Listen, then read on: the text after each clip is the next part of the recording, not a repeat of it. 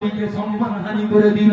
আজ তিনিও আলেম, তার মাথায় টুপি, তার মুখে দাড়ি, আল্লাহর নেক বান্দা হিসাবে কোরআনের তাফসীরকারী, পায়ে ধরে বলি কোরআনের তাফসীর করতে জানে এমন মানুষ আছে? এমন কোন মানুষ নাই। আল্লাহর কোরআন বর্তমান বাংলায় বিশ্লেষণ করতেছে। আমেরিকার ক্যালিফোর্নিয়ার ভিতরে যে ঘরটা দাঁড়িয়েছিল, তার ঘরের ভিতরে, ওই ঘরের ভিতরে কোরআনের গবেষণা হওয়ার কারণে তারা তো বেঈমান, তারা তো ইহুদি, তারা তো খ্রিস্টান। কোরআনের গবেষণা করার কারণে আল্লাহ সেই ঘরটাকে বাঁচিয়ে রাখলো। তারা তো কোরআন পড়তো, তারা তো কোরআনের গবেষণা করতো। তাহলে তাদেরকে কি আপনি জান্নাতি বলবেন? আপনার ঈমান চলে যাবে। আল্লাহ কোরআনে বলছে কাফেররা কোনদিন জান্নাতে যাবে না। ও ভাইয়েরা, আদম নবী রাহমাতুল্লাহ আলাইহিকে বলতা বলার পরে ওলিদের সামনে এসে আঘাত হেনে দিল। আল্লাহর ওলিদেরকে বলার পিছনে একটা কারণ হয়ে গেল, নিজেকে ভাইরাল হওয়া। আমাকে সবাই চিনবে, বড় কথা বলতে। এই ভাইরাল হতে গিয়ে ঈমান চলে যাচ্ছে, এটা কথা নয়।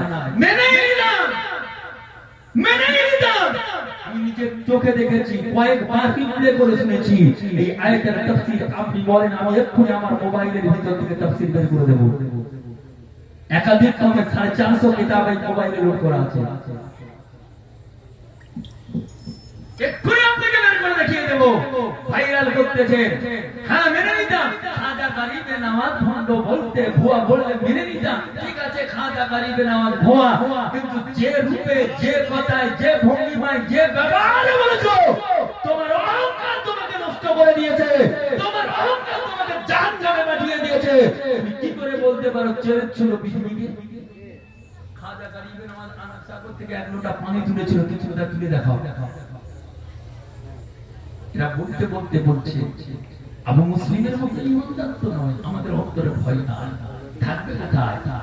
আবু মুসলিম একজন ইমানদার।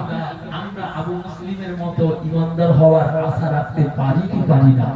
কথা বলে আমাদের বিশ্বাস রাখার দরকার আছে না নাই? আরে কথা বলে না আছে, সবাই বলে আছে না নাই? হয়তো আমরা আবু মুসলিমের মতো হতে পারবো না, তবে আমরা আদমের নাফরমানি করতে পারবো না। যে নবীর জন্য এই দুনিয়া, সেই নবীর সম্মান নিয়ে, যে ওলির মেহনতে এই দিন পেয়েছি, সেই ওলির বদনাম করার মতো আমরা আল্লাহর সঙ্গে যুদ্ধ ঘোষণা করতে পারবো না, কথা বলবো না, মানবো না। আমরা আহলে সুন্নাতুল জামাতের আকীদা অনুযায়ী পীর মাশায়েখ রামদের মুরিদ হিসাবে আমরা আমাদের ওলিদেরকে ভালোবেসেছি, বাঁচবো, মৃত্যু পর্যন্ত বাঁচতে থাকবো।